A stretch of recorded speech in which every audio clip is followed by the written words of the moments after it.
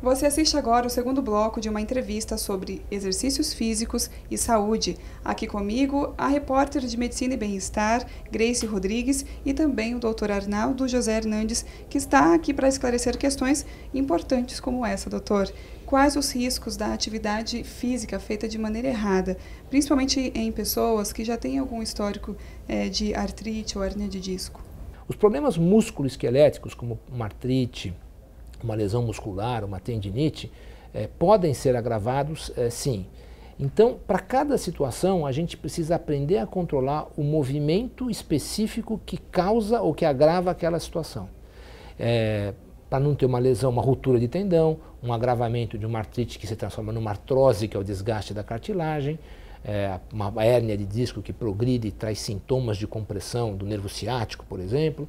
Então, para cada situação, a gente vai ter um desenho de atividade física mais adequado. Quais as modalidades de exercícios que devem ser evitadas por pessoas com problemas musculoesqueléticos? Numa pessoa que tem osteoporose, por exemplo, às vezes ela nem consegue fazer atividade aeróbica porque ela não tem condição física de suportar num primeiro momento isso. Então a gente começa trabalhando um trabalho de força, dá uma condição física de força mínima e depois a gente agrega o exercício contínuo, o exercício de resistência tipo aeróbica. Quais os riscos de pessoas, de cardiopatas, por exemplo, pessoas que têm problemas cardíacos, de fazer um exercício inadequado e isso de alguma forma comprometer o problema de saúde que ela já tem? Todo indivíduo que é cardiopata, hipertenso, que sabe que tem um problema clínico prévio, tem que obrigatoriamente conversar com o seu médico, ou um médico do esporte, ou o seu médico que já acompanha a sua cardiopatia, a sua hipertensão, para ver se a medicação que ele está tomando está ajustada para aquele momento da prática esportiva.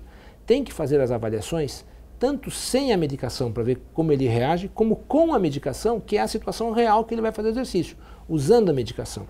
E ver se as respostas, que a gente chama hemodinâmicas, e as respostas cardíacas, estão adequadas no exercício. Se ele não tem sintoma, se ele começa a ter algum desconforto, dor, fadiga, batedeira no peito, aquela taquicardia exagerada, qualquer manifestação ele deve interromper a atividade e conversar com o seu médico ou o médico que acompanha a atividade física. Isso é muito importante para não agravar. Se ele fizer bem feitinho isso aí, ele vai melhorar tudo isso e não agravar. E doutor, qual é a recomendação geral para que uma pessoa usufrua de forma saudável dos exercícios físicos?